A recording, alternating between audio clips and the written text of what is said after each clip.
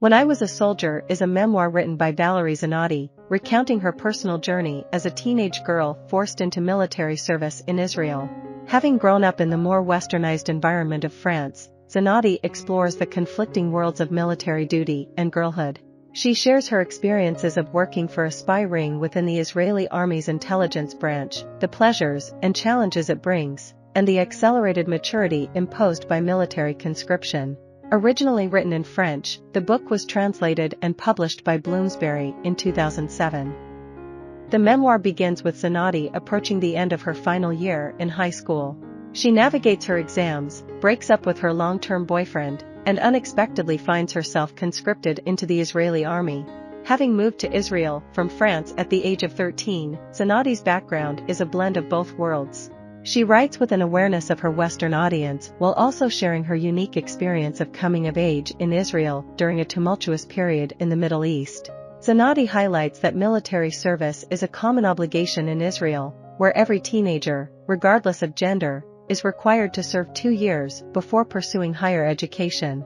However, for an 18-year-old accustomed to a comfortable life, the abrupt transition to arduous manual labor, long hours, and limited privacy is jarring. Zenatti grapples with a complex relationship to Israel and Israeli identity, which further adds to her confusion as she assumes the role of an Israeli soldier. As part of the Jewish diaspora, Zenatti feels a deep connection to Israel's Hebrew language and Jewish culture. However, her upbringing in southern France has shaped her with Western ideologies. This dichotomy becomes particularly apparent when faced with contentious situations like the Israeli invasion of Palestine, a conflict that Zenatti wrestles with throughout her military service, seeking to reconcile her own beliefs and experiences. The contrast in tone between Zenatti's life before, during, and after her military service is striking. Prior to her conscription, Zenatti worked at Extra Farm, a job that involved shelving toiletries to earn money. She spent much of her time with her close friends, Yulia and Rahel, who were Russian expats.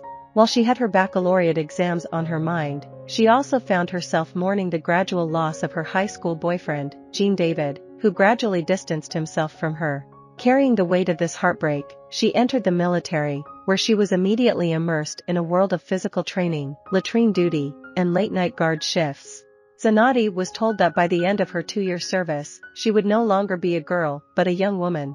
Throughout her military journey, she advanced in rank from a rookie soldier to a corporal in the intelligence services. Her days began at 4 o'clock in the morning, filled with grueling runs and the need to learn how to handle a machine gun. She faced tests that involved memorizing military equipment components and learning how to repair them. Despite the exhaustion from her demanding soldier duties, Zenatti felt a change when she returned home. Her parents looked at her with respect, recognizing the newfound responsibility she held. She carried the nation's security and secrets in her hands. During her 2-year stint in the army, Zenatti delved into the world of Israeli intelligence, briefly reunited with Jean David, and eventually ended their dysfunctional relationship. She began contemplating her future plans after completing her military service. As she finally left the military, Iraq was engulfed in chaos, leaving Zenatti pondering the possibility of an unexpected return.